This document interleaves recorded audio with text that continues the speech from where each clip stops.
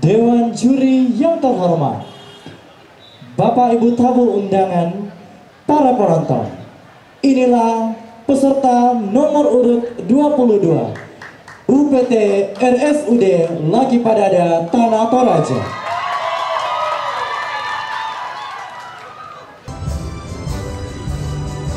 Tanah Toraja indah dan mempesona, karunia dari Tuhan. Hutan menghijau, gunung, lembah dan sungai menghias wajahmu. Adat budaya jadi keunikanmu, dambaan insan di dunia.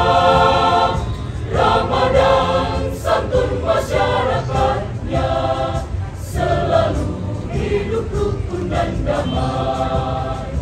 Mari bersama bergandengan tangan, kita bangun tanah Toraja.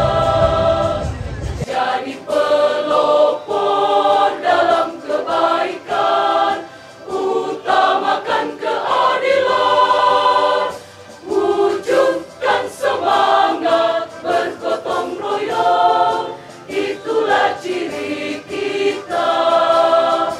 Memohon perlindungan Tuhan Sang Pencipta, maju makmur tanah Toraja.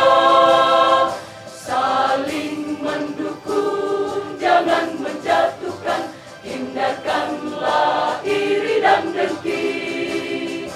Semboyan misa kada di Potuo, Bantan kada di Pomate. Mantapkan tekad, song-song masa depan. Tetap jaya tanah Toraja. Tetap jaya tanah Toraja.